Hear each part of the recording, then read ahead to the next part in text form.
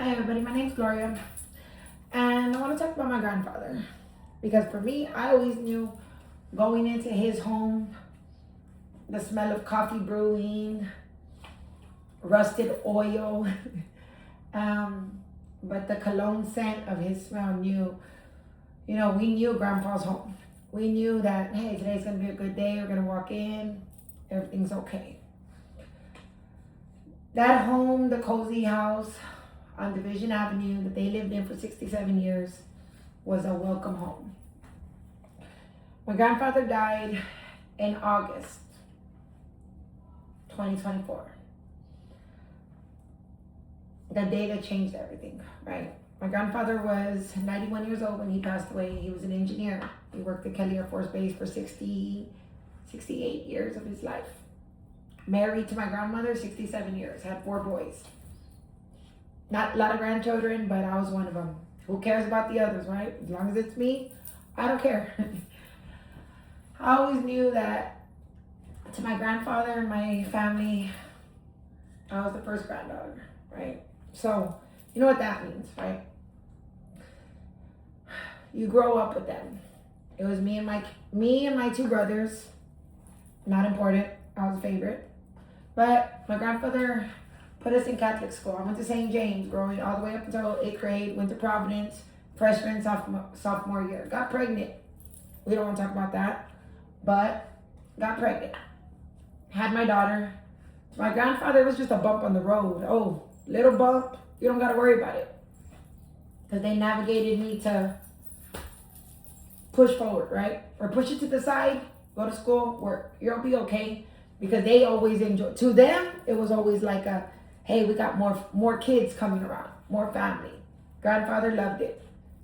He loved the family. He loved the family. He loved the kids. He loved the toys on the floor. But my grandmother didn't. The toys on the floor, she picked up and put away. He always was, a little coloring on the floor. It was nothing. We loved it. We grew up with him. To us, that was like our second dad. My dad was in the military. Mom was always away at work. So I lived there with them, grew up with them. Helped me raise my kids. The good life, right? Until the day that we got that phone call. Got a phone call from my grandma. She calls me, hey mama, how you doing? I said, I'm good, grandma, what's up? What's going on? Well, I know you were here yesterday, but grandpa's not feeling good. I said, oh no, he's not? What's wrong? She said, I don't know, he's just not feeling good. He doesn't feel like him. So I said, okay, I'm on my way. Give me about an hour. She said, can you make it sooner? I said, okay, I'm on my way. I'll tell my husband at the time, I said, hey, I'll be back. My grandpa's not feeling good. To us, it was nothing. It was just a normal, like, oh, let me get some Sprite or Gatorade. He preferred orange soda, but not me. I got him some Sprite. I got him some Campbell's soup. That was his thing when he felt sick. A little Empalo Azul, Manzanilla. He was okay with it. I get there, no greet. No greet on the door. I knock. Nobody opened it. Okay, let me walk in. Door was open. That wasn't okay. We knew something was wrong there. I walk in. I don't smell coffee brewing. House was quiet. And I said, okay, something's wrong. So I walk in his room. His room's right there by the door. Take a left, quick, knock on his door, walk in. He's sitting there, smile on his face, like no care in the world. He was weak. I could tell in his voice. He wasn't feeling good. I said, what's up? What's wrong, Grandpa? He said, I just don't feel good, baby. I said, okay. I said, I need you to stand up. I noticed he was wearing the clothes from yesterday. That was not normal. So I said, okay, Grandpa, let me check you. He couldn't stand. So right then and there, that's when I knew something's wrong, right? All right, something's wrong. This ain't where it's supposed to be. I look and I said, come on, let's go. He couldn't walk. I said, let me call EMS, let them check you. Let me just, let's start there. He said, okay, mama. When EMS gets there, blood pressure's in the 50s. I said, okay, let's go. We take him. And we didn't think nothing of it. We get there, oh, he's just a little dehydrated. Okay, put some IVs. Give him some fluid. He wasn't liking it. Right? He wasn't liking it. And get the call from the nurse. Say, ma'am, he has a UTI. Oh, it's no biggie. Give him some medicines. Let's go home. We get to go home the next day. He's not feeling good. Right? He's not feeling good. He's not himself. Right? I'm like, okay. I call his doctor because that's where we follow up, right? I call his doctor, that's where we follow up. And she comes and she says, let's go ahead and start him on hospice. So we know right then and there this isn't it. We get some hospice nurses in our house the next day. They come in, they can bring a hospital bed. One nurse tells me he'll be gone in 2 months.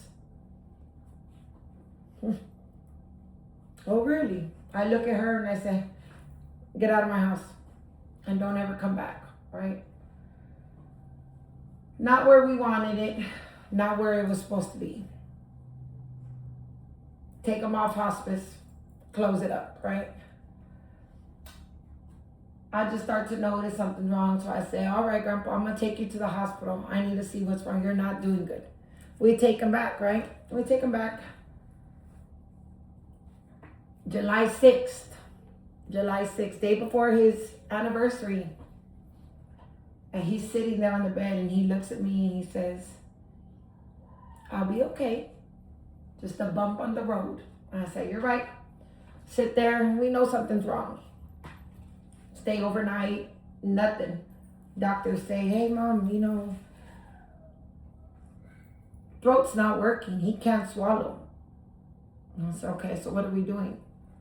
Let's go ahead and take him home on hospice. I said, I'm not doing that.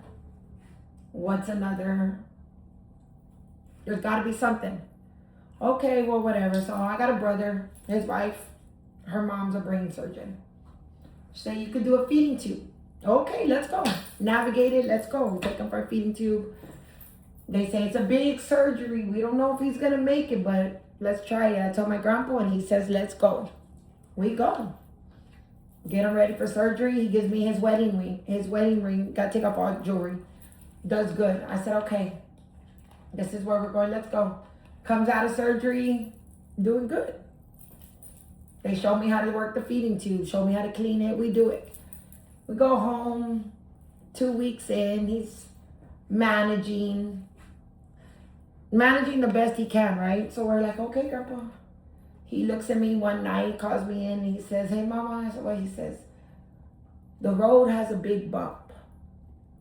And I look at him, I say, you're right, it does. What happened? He said, I want to go home.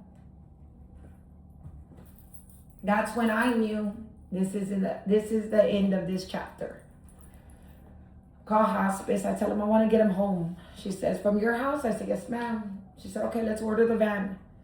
We get home, right? That's where we saw him downhill. Okay. August 2nd comes around, my birthday. He shows that he's okay. Hanging in there, but was able to sing me happy birthday.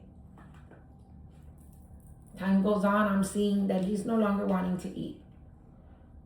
And I'm like, okay, my kids, I got a little girl, Gigi. She was 7 at the time, I believe. Never wanted to leave his sight because she knew what was coming. He would ask him every day, have y'all started school? We were in August. No, not yet, Grandpa. August 14th, they were supposed to start school. August 14th came.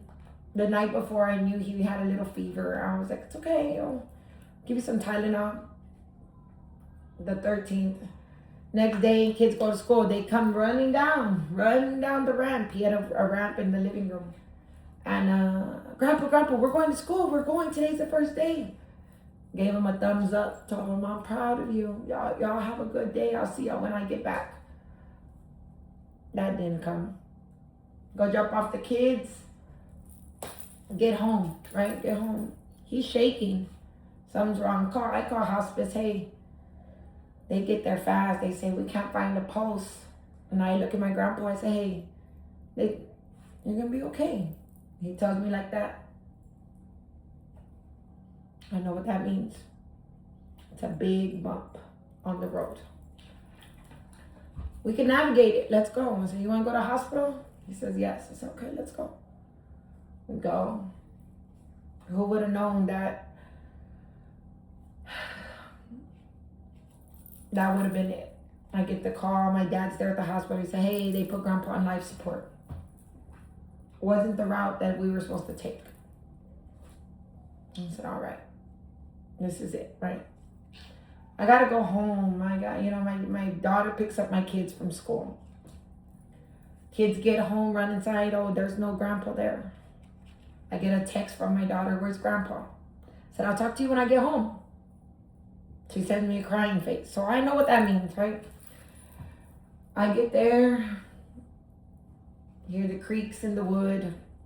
When I walk, house quiet. Have to sit there and explain to my kids what's going on. Worst feeling in the world, right? So we think to ourselves, this is a big bump. This isn't the small bumps that my grandpa always preached about and taught us and that we can navigate. It was a big bump. We go to bed. We all cry ourselves to sleep. Next morning comes around. I know what was to come, right? Take the kids to school. I get that call on the drive home. You need to get here now. And my uncle tells me, don't bring Grandma. I said, don't bring Grandma. She needs to say goodbye. I get home, call my neighbor, call my neighbor. Let me get inside. Let me get my grandma ready. Let's get her ready. As I'm getting her ready, I'm crying. She knows. She knows what's about to come because I have to explain to her. Mind you, my grandma has dementia. Just started, early stages of dementia. She understands a little bit, but not really what's going on. But she knows that we're about to go tell her husband of 67 years goodbye. We get there to the hospital. I'm wheeling her down those cold hallways. Tears in our eyes. Let's go. We get up there.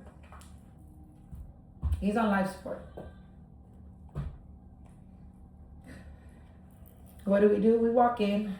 We gather around him. Say our goodbye. We say our prayers. Family comes in and out for an hour. Goodbye.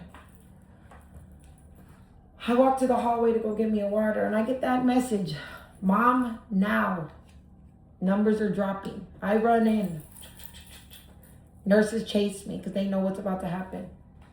It's my son, my older son, and my daughter and my grandma standing by my grandpa's side.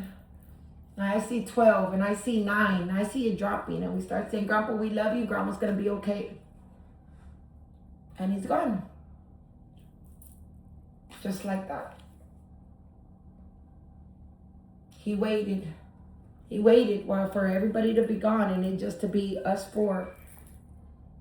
The circle he trusted, the circle that he raised us to be with him in his last minutes.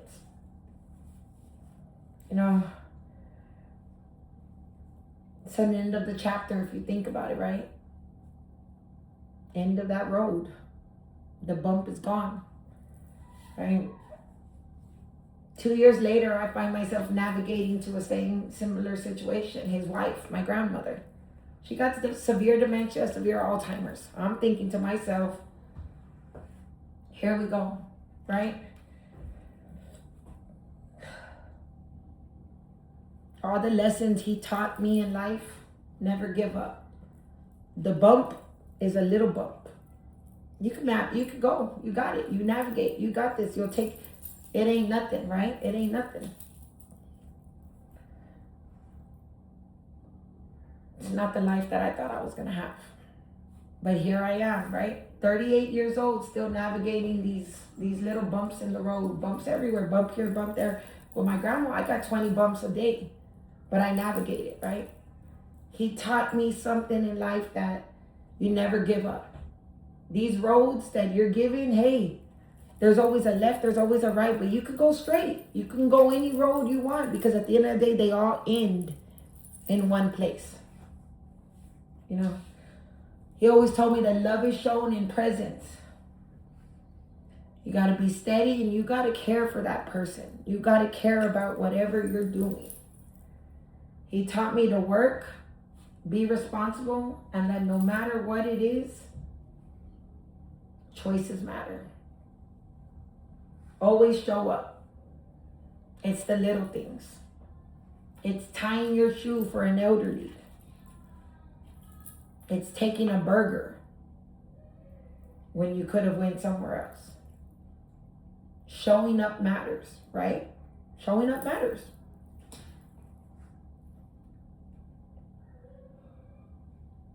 You got to be prepared to act when life flips. Because at any given moment, it could be taken away. But you're ready. Because throughout your whole life, you were taught to get ready for these moments.